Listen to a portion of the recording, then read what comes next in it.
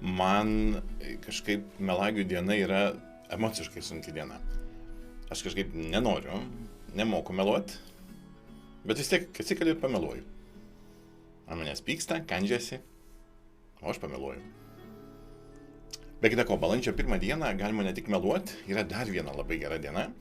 Būtent balandžio 1 mes turime paukščių dieną. Tai leiskite aš tą progą į savo kanalą pasikviesiu paukščius. Labą jums! Esat laukiami, norimi, pageidaujami mūsų planetos gyventojai. Aišku, kad tai nebūtų tik žodžiai, aš turiu pasakyti, aš darau vieną dalyką. Aš vienoj vietoj Lietuvoj sukūriau jiems vietelę, kur niekas negali jų išstumti. Ten aš šeimininkauju, ten tik paukščiai šeimininkauja, bet kažkada ateityje daugiau papasakosiu. Taigi, mėly kolegos, mielos mokyklos, mielos kolegės, labą jums, balandį pradedam. Balandis, kur žaluma ateis su visa jėga, jau pavasaris labiausiai pasireikš. Ir kiekvieną dieną vis bus proga ne tik pasidžiaugti gamtą, bet ir kartu tiek su savo artimaisiais, ar su savo auklėtiniais, ar mokykla, ar kolegomis paminėti dar kitas dienas. Pavyzdžiui, antradienį galite paimti vakare, paskaityti pasakas, vaikų pasakas, nes turime vaikų knygų dieną, skirstą būtent Anderseno gimtadienio progą. Tai kažkokią raudonkepuraitę vis tiek, aš manau, galėsit paskaityti. Nerkime į vieną labai svarbią temą - autizmas. Antradienį irgi mes skiriam dieną, autizmo supratimo dieną turime. Be kita ko, morkų. Jeigu mėgstat, nusipirkit ir pasiruoškite vienos iš morkų šį ketvirtadienį. Turime tarptautinę morkų dieną.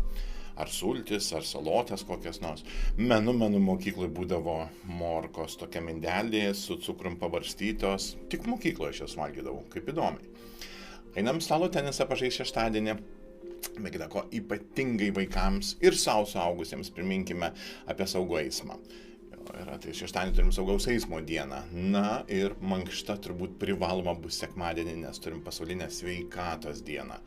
Mielos kolegės, mėly kolegos, turime naują savaitę, kai moksleiviai eina atostogauti, o pedagogai eina dirbti, tobulėti, tvarkytis, atsigauti, atsistatyti ir ruoštis tolesniam savo darbui, tai kas dar liko mums nuveikti iki mokslo metų pabaigos. Aš pats turėsiu garbės irgi po Lietuvą keliauti šią savaitę. Tai pradedu nuo įdomaus krašto Šilutėje. Nersim į Šilutę, pažiūrėsim, kaip ten reikalai. Pervažiuosiu paskui į Vilnių. Šį kartą migruosiu kaip reikalas. O paskui dar net į Plungę ir galiausiai savaitę pabaigsiu Mažeikiuose. Temas, kurias nagrinėsim, kasdienės, svarbios, nelengvas. Tai yra klasės valdymas, pažiūrėsime apie taisyklės, pasižiūrėsime, kaip mes tarpusai bendravom kaip mokytojai, galiausiai nersim į subtilybės, kaip bendravom su dabartinė karta.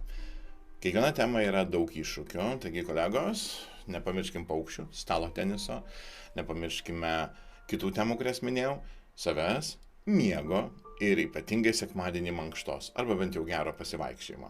Keliaujame naują savaitę.